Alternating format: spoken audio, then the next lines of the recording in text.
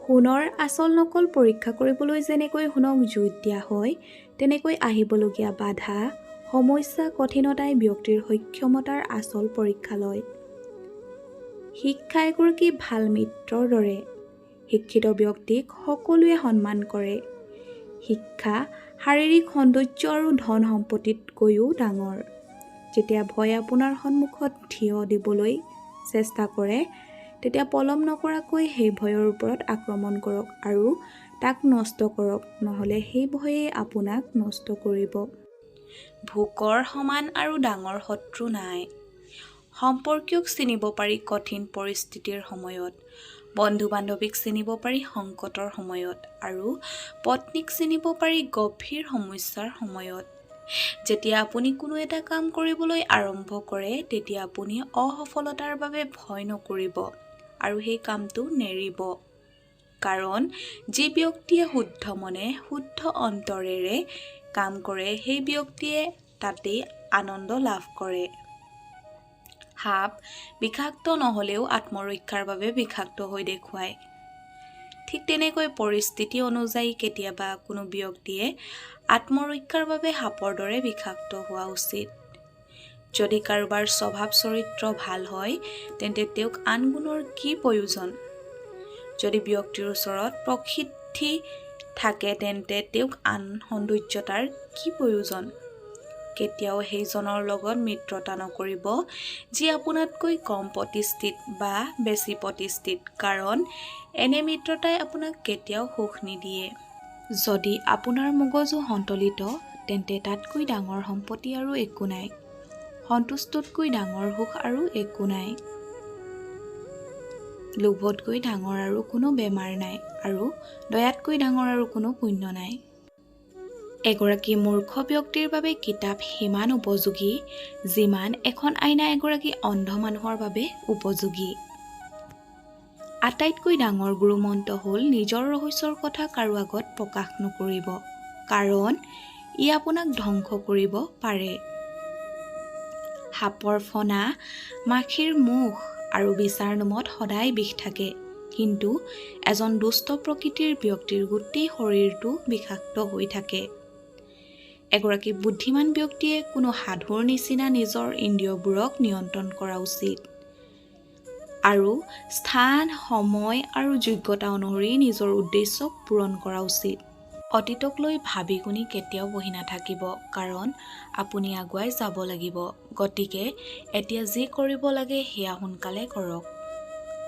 দান কৰিলে দুখীয়া অৱস্থাৰ ধ্বংস হয়। ভাল ব্যৱহাৰে মানুহৰ সমস্যা দূৰ কৰে আৰু জ্ঞানে অজ্ঞানতা দূৰ কৰে আৰু আত্মবিশ্বাসে ভয় দূৰ কৰে। যি আমাৰ অন্তৰত থাকে, তেওঁ যিমানেই দূৰত নাথাকক কিয় সদায় ওচৰতেই থাকে। আনহাতে যি অন্তৰত নাথাকে, তেওঁ যিমানেই ওচৰত থাকিলেও সদায় দূৰতেই থাকে। সিংহৰ পৰা শিকিবলগীয়া এটা ডাঙৰ কথা এইটো যে মানুহে যি কাম কৰিব খোজে তাক সম্পূৰ্ণ আন্তৰিকতাৰে আৰু সম্পূৰ্ণ প্ৰয়াসেৰে কৰা উচিত। এই পৃথিৱী সত্যৰ শক্তিৰ দ্বাৰা সমৰ্থিত আৰু সত্যৰ শক্তিয়ে সূৰ্যক উজ্বলাই তোলে। বায়ুৰ প্ৰবাহমান বাস্তৱক এই পৃথিৱীৰ সকলো বস্তু সত্য শক্তিৰ দ্বাৰাই চালিত হয়। এজন অশিক্ষিত ব্যক্তিৰ জীৱন কুকুৰৰ নেজৰ নিচিনা মূল্যহীন, যিয়ে নিজৰ পিছফালটো ঢাকিব নোৱাৰে আৰু কোনো পোক পৰুৱাই কামোৰাৰ পৰাও বচাব নোৱাৰে। বেয়া বন্ধু, বেয়া পত্নী আৰু বেয়া শিষ্যৰ লগত থকাতকৈ অকলে থকাই ভাল, কাৰণ তেওঁলোকে আপোনাৰ জীৱনটো পোহৰাতকৈ অন্ধকাৰহে নমাই আনিব। শত্ৰুৰ মিঠা কথাত কেতিয়াও ভুল নাযাব, কাৰণ তেওঁলোকে বেয়া স্বভাৱটো কেতিয়াও নেৰে, যেনেকৈ বাঘে চিকাৰ কৰিবলৈ কেতিয়াও নেৰে।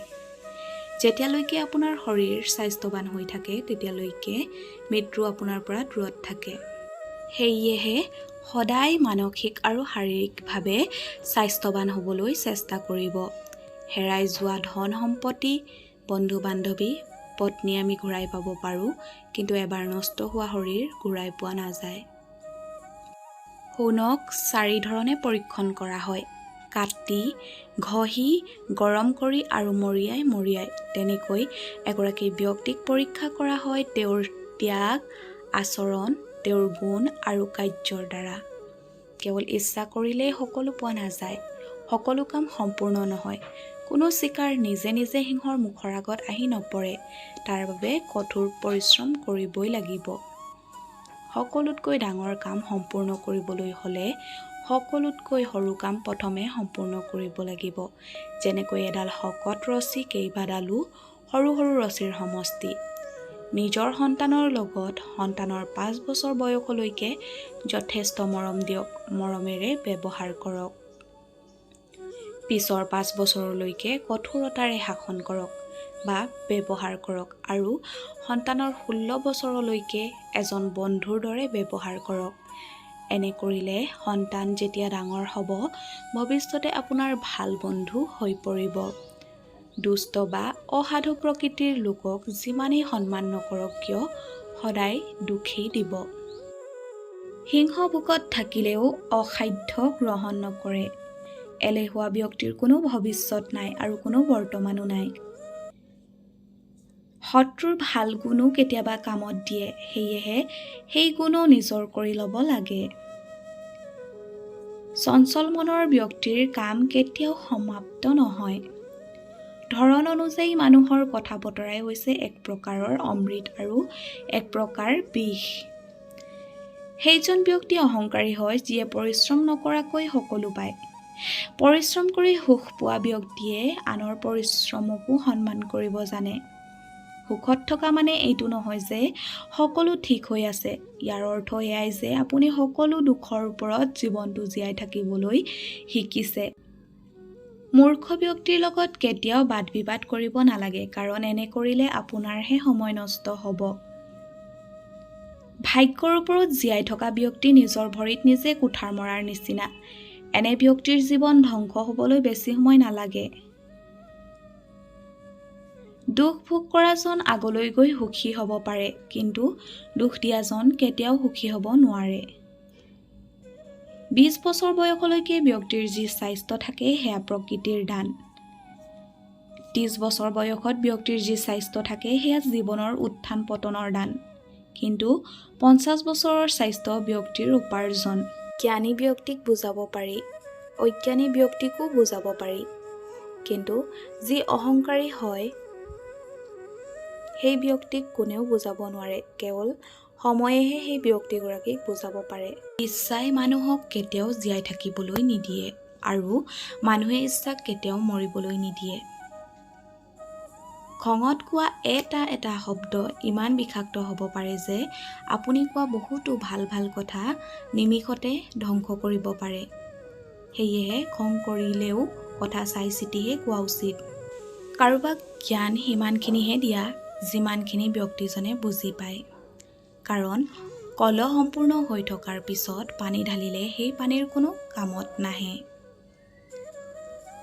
দুই ধৰণৰ মানুহে কথাবোৰ বুজি পায়, যি ব্যক্তি বয়সৰ অভিজ্ঞতাৰে পৰিপুষ্ট আৰু যি ব্যক্তি কম বয়সতে বিভিন্ন সমস্যাৰ সন্মুখীন হৈছে। স্বাভিমান থকাটো ভাল, কিন্তু স্বাভিমান ইমানো নকৰিব যে অভিমান হৈ পৰিব আৰু অভিমান ইমানো নকৰিব যে স্বাভিমানৰ কোনো মূল্যই নাথাকিব। যি ইচ্ছা তাক পাবৰ বাবে আপুনি স্বাধীন, কিন্তু তাৰ পৰিণাম বা ফলাফলৰ বাবে আপুনি স্বাধীন নহয়। ৰাতি গভীৰ টোপনিৰ বাবে দিনত কঠোৰ পৰিশ্ৰম কৰাৰ প্ৰয়োজন। বুদ্ধিয়ে ধন সম্পত্তি কৰিব পাৰি, কিন্তু ধন সম্পত্তিয়ে বুদ্ধি উপাৰ্জন কৰিব নোৱাৰি। বুদ্ধিয়ে ধন সম্পত্তি কৰিব পাৰি, কিন্তু ধন সম্পত্তিয়ে বুদ্ধি উপাৰ্জন কৰিব নোৱাৰি। প্ৰিয় ভিউৱাৰ্ছ, যিসকলে মোৰ চেনেলটো এতিয়াও ছাবস্ক্ৰাইব কৰা নাই, প্লিজ আপোনালোকলৈ এটাই অনুৰোধ, চেনেলটো ছাবস্ক্ৰাইব কৰি লওক আৰু ভিডিঅ'টো শেষলৈ চোৱাৰ বাবে বহুত বেছিকৈ ধন্যবাদ।